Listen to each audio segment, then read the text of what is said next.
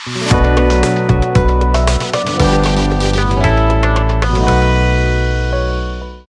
है बच्चों आपका समर्थ परिवार में। आज हम पढ़ने वाले हैं अपने प्रिंसिपल ऑफ मैनेजमेंट के कुछ क्वेश्चंस के बारे में।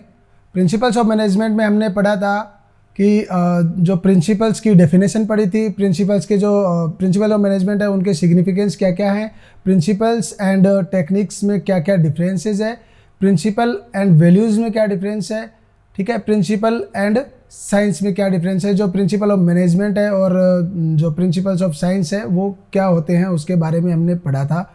हेनरी फॉयल के जो प्रिंसिपल्स उन्होंने दिए हैं उसके बारे में पढ़ा था। उनके कुछ क्वेश्चंस है वो अपन डिस्कस कर लेते हैं, वन बाय वन अपन चलते हैं।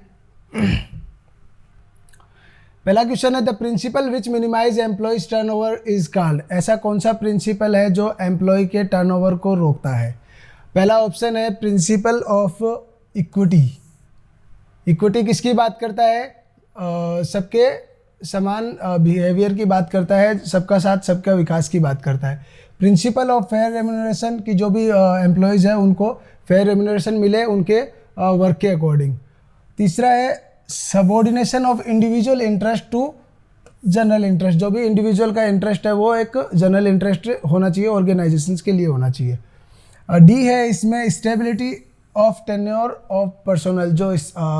जो भी एम्प्लॉयज़ काम कर रहे हैं एक ऑर्गेनाइजेशन में उनकी एक स्टेबिलिटी हो। तो एम्प्लॉय के टर्नओवर को मतलब एम्प्लॉय की जो टर्नओवर मतलब उनको सिलेक्शन हो रहा है, उनको निकाला जा रहा है, मतलब एक उनका टाइम पीरियड एक कम है, एम्प्लॉय का टर्नओवर ज़्यादा हो रहा है, तो वो किसकी बात करता है, stability of turnover of personnel. जो प्रिंसिपल है हेनरी फेयल का, वो किसकी बात करता है, stability of tenure of personnel. तो इसका आंसर हो गया डी। दूसरा क्वेश्चन है अपना the following principle of management prevents overlapping of activities. Activity को बार बार दोहराना कौन सा प्रिंसिपल है, मतलब कौन सा प्रिंसिपल है जो रोकता है। एक है फेयर रेम्यूनरेशन। फेयर रेम्यूनरेशन बात करता है एम्प्लॉय के मतलब काम के अकॉर्डिंग उसको रेम्यूनरेशन मिले। Unity of command. Unity of command मतलब एक ही बॉस हो और उसी से उसको इंस्ट्रक्शन मिले।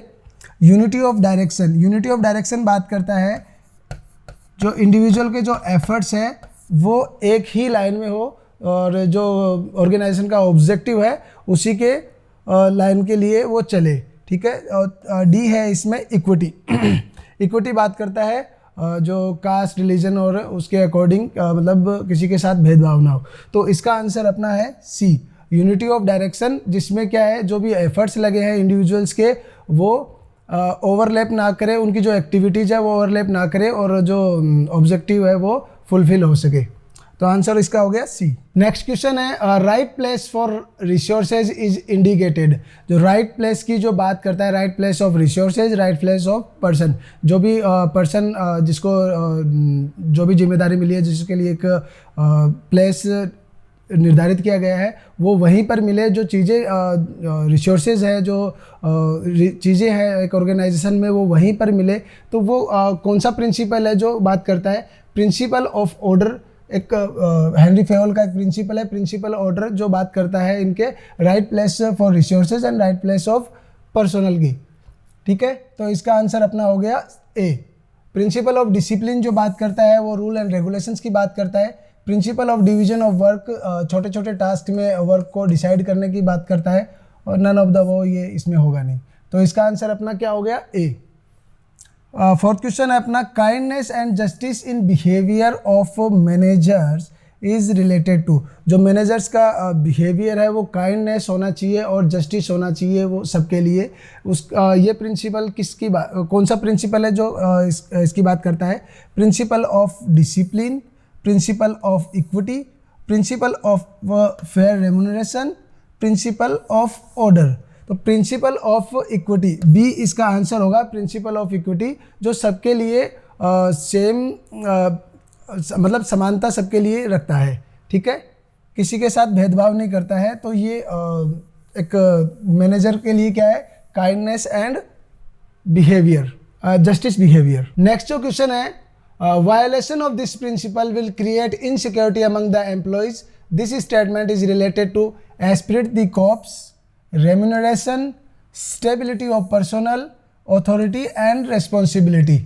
ठीक है, जो इनसिक्योरिटी एक इंडिविजुअल या एम्प्लॉय के मन में एक इनसिक्योरिटी पैदा करता है कि हम इस जॉब पे रहेंगे या ना रहेंगे, ये कौन सा प्रिंसिपल है?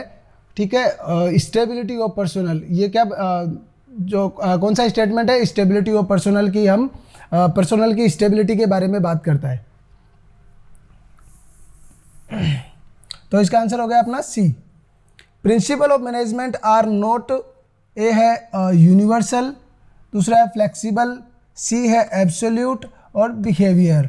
ठीक है, प्रिंसिपल ऑफ मैनेजमेंट इनमें से कौन सा नहीं है? प्रिंसिपल ऑफ मैनेजमेंट यूनिवर्सल होते हैं, परवेसिव इनका नेचर होता है, सभी जगह पे लागू होते हैं। बी है flexible, principle of management principle होते हैं मतलब फ्लेक्सिबल होते हैं। जो साइंस के जो भी प्रिंसिपल्स है वो फ्लेक्सिबल नहीं होते हैं, वो क्या होते हैं? रिजिड होते हैं और फिक्स होते हैं। इसमें डी है बिहेवियर, जो बिहेवियर होते हैं प्रिंसिपल ऑफ मैनेजमेंट पर्सनल के अकॉर्डिंग होते हैं, क्योंकि ये इंडिविजुअल से रिलेटेड है। तो इसका आंसर होगा सी। जो प्रिंसिपल ऑफ मैनेजमेंट वो एब्सोल्यूट नहीं होते हैं, जो साइंस के प्रिंसिपल्स है वो एब्सोल्यूट होते हैं। नेक्स्ट क्वेश्चन है, how are principles of management formed? Management के जो प्रिंसिपल्स है वो कैसे बने? ठीक है, इन लेबोरेटरी में कौन से बनते हैं? साइंस के प्रिंसिपल्स बनते हैं। बाय एक्सपीरियंस ऑफ मैनेजर, ये भी सही है कि जो मैनेजर के एक्सपीरियंस है उससे इनका इजाद हुआ है। बाय एक्सपीरियंस ऑफ कस्टमर, ठीक है, ये तो नहीं हो सकता। एडेप्टेशन टू चेंजिंग टेक्नोलॉजी, जो भी मैनेजमेंट के जो प्रिंसिपल्स बनाए गए हैं वो एडेप्टेशन टू चेंजिंग टेक्नोलॉजी में जब चेंज हुआ है उसके अकॉर्डिंगली उनमें चेंजेस होता गया है और उसी के बेस पे वो बनाए गए हैं। तो इसका आंसर हो गया डी। नेक्स्ट क्वेश्चन है, the principle of management are significant because of increase in efficiency, initiative, optimum utilization of resources, adaptation to changing technology. देखो, अडेप्टेशन टू चेंजिंग टेक्नोलॉजी मतलब जो टेक्नोलॉजी में जो चेंजेस होते हैं उसके अकॉर्डिंग इनको अपनाया गया है। और इसको इसलिए भी लिया गया है क्योंकि ऑप्टिमम यूटिलाइजेशन ऑफ रिसोर्सेज होता है जो कॉस्ट में कमी करता है। और प्रिंसिपल्स ऑफ मैनेजमेंट जो भी एम्प्लॉयज़ है, पर्सनल है, उनमें इनिशिएशन पैदा करते हैं। लेकिन इसका जो मोस्ट सुटेबल आंसर होगा वो है इंक्रीज इन एफिशिएंसी। इन सब का जो मेन जो कारण है, जो सिग्निफिकेंस जो है वो क्या है? इंक्रीज इन एफिशिएंसी,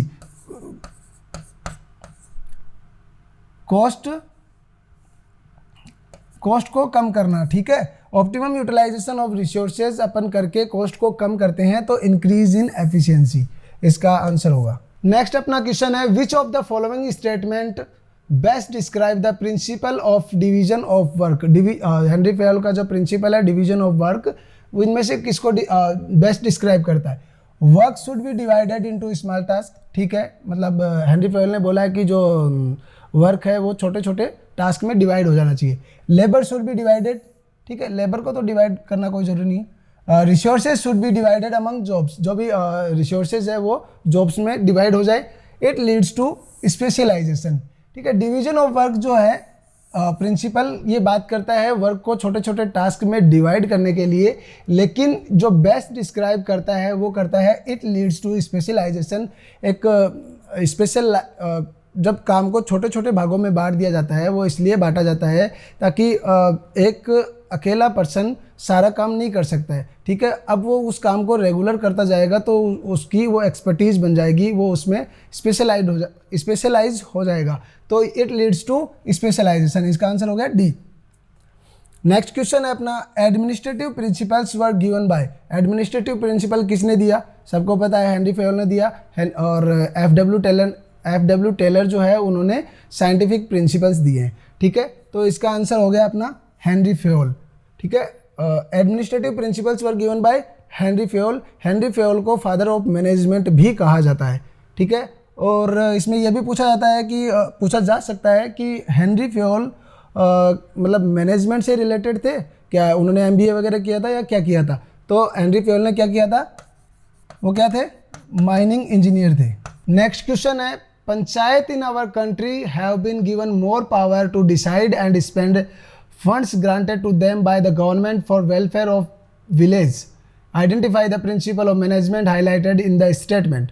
इनमें से कौन सा प्रिंसिपल है जो बात करता है कि पंचायत जो अपने गांव में पंचायत होती है तो उनको कुछ पावर्स दिए गए हैं, उनको फंड दिया जाता है ताकि वो गांव की देख रेख कर सके और उनका लोगों का भला कर सके। ठीक है, तो जो मेन गवर्नमेंट है सेंट्रल गवर्नमेंट, वो तो गांव गांव तक पहुंच नहीं पाती है। ठीक है, तो गांव में क्या बनाई गई, पंचायत बनाई गई है।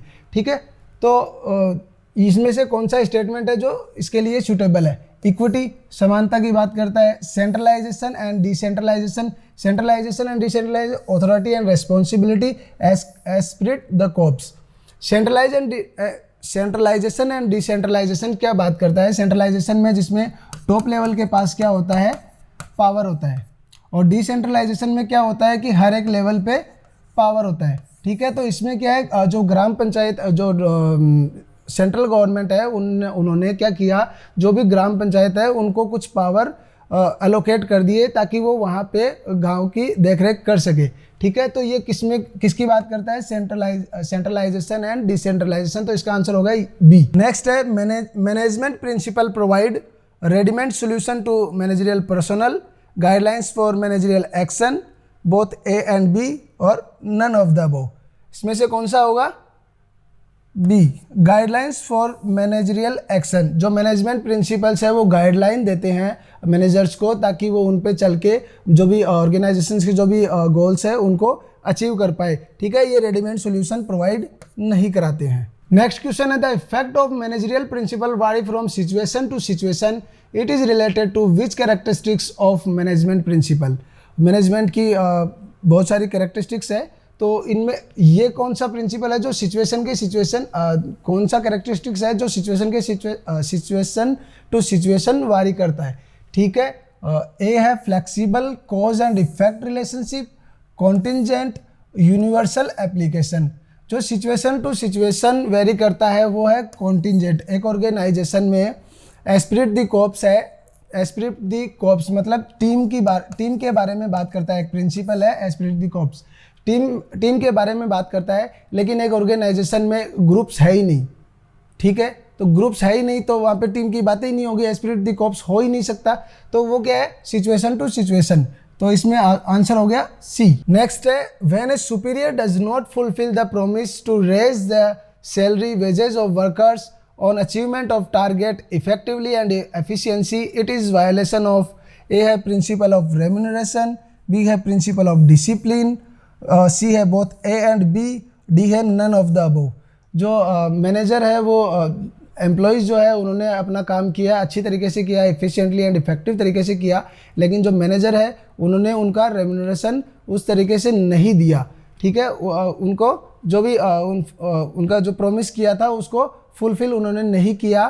तो ऐसा कौन सा प्रिंसिपल है जिसका यहाँ पे वायोलेशन हुआ है? Principle of discipline. उन्होंने मैनेजर है उन्होंने रूल्स एंड रेगुलेशन को तोड़ा है। ठीक है, तो प्रिंसिपल ऑफ डिसिप्लिन इसमें आंसर हो जाएगा। नेक्स्ट क्वेश्चन है management principle provide readymade solution to managerial problems, guidelines for managerial action. अभी देखा था ये गाइडलाइंस फॉर मैनेजरियल एक्शन होता है ये। ठीक है, gang plank permits direct communication between employees working at same level, any employee irrespective of their level, employees of same department only, none of the above.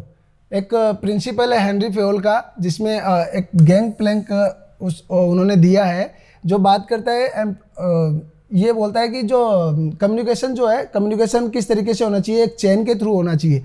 ठीक है, उन्होंने क्या बताया, एक चेन के थ्रू कम्युनिकेशन होना चाहिए कि बी जो है सी जो है बी से कम्युनिकेशन करेगा, बी जो है ए से कम्युनिकेशन करेगा, but at the time of emergency कुछ क्रूशियल इन्फॉर्मेशन होने पर या फिर इमरजेंसी के टाइम पे जो सी है वो बात करना चाहता है, किससे कम्युनिकेशन करना चाहता है, यहाँ पे डी से या ई से बात करना चाहता है, तो उसके लिए हेनरी फेयोल ने दिया गैंग प्लैंक। ठीक है, तो any employee irrespective of their level, उसका कोई भी लेवल हो वो किसी से भी जाके उस टाइम पे बात कर सकता है। तो गैंग प्लैंक प्रिंसिपल इस बारे में बात करता है। तो इसका आंसर अपना हो गया बी। नेक्स्ट क्वेश्चन है organisation interest supersede employee interest is indicated in.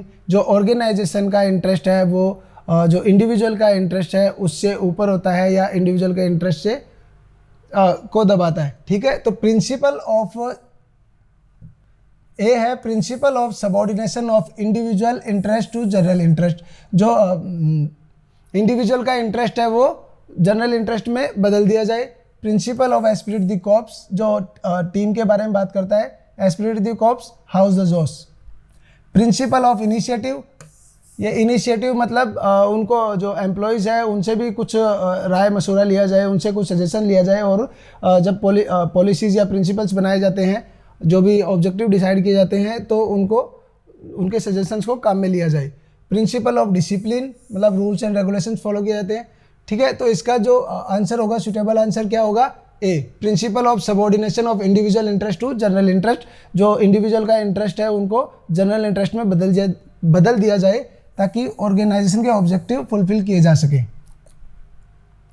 Next question है, the employees should be judicially penalized for their action against the organisation is indicated in. जो भी एम्प्लॉयज़ है उनको जुडिशियली पेनलाइज किया जाए, मतलब जो पेनल्टी है वो न्यायपूर्वक होनी चाहिए, वो सबके लिए ही होनी चाहिए, ठीक है। तो प्रिंसिपल ऑफ डिसिप्लिन है वो इस बारे में बात करता है कि जो एम्प्लॉयज़ के लिए जो पेनल्टी डिसाइड करी गई है वो मैनेजर्स के लिए भी है, ठीक है। तो रूल्स एंड रेगुलेशंस के अकॉर्डिंग होनी चाहिए, ये नहीं कि एम्प्लॉयज़ को दबाया जा रहा है, उनको रेम्युनरेशन वगैरह नहीं मिल रहा है, ठीक है। तो अगर वो काम नहीं करते हैं तो जुडिशियली पेनलाइज करना चाहिए उनको। नेक्स्ट क्वेश्चन है, principle of responsibility and authority insist on.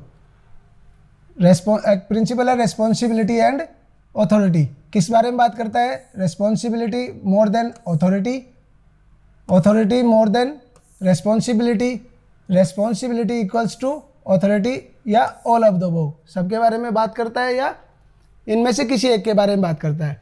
देखो रेस्पॉन्सिबिलिटी अगर ज़्यादा होगी, ठीक है, और अथॉरिटी कम होगी तो एक बंदा कोई भी है जो काम नहीं कर पाएगा। एक जो मैनेजर है उसको बोल दिया कि आपको 100 यूनिट्स बनानी है, वो भी एक वीक में, ठीक है, लेकिन उसको रेस्पॉन्सिबिलिटी तो दे दी, लेकिन उसको कहा उसको अथॉरिटी नहीं मिली कि वो रॉ मटेरियल जो है प्रोड्यूस मतलब परचेज कर पाए। जब वो रॉ मटेरियल परचेज ही नहीं कर पाएगा, स्टोर रूम में अगर रॉ मटेरियल नहीं है, अगर वो परचेज नहीं कर पाएगा तो वो 100 यूनिट्स एक वीक में कंप्लीट नहीं कर पाएगा, ठीक है। तो रेस्पॉन्सिबिलिटी अथॉरिटी से ज़्यादा है यहाँ पे, अथॉरिटी मोर देन रेस्पॉन्सिबिलिटी। अगर किसी के पास रेस्पॉन्सिबिलिटी कम है और उसके पास अथॉरिटी ज़्यादा है, पावर का इस्तेमाल वो गलत करेगा, ठीक है, वो फ्री बैठ जाएगा कि अपने को अभी काम नहीं करना, अपने पास इतना काम है भी नहीं, ठीक है।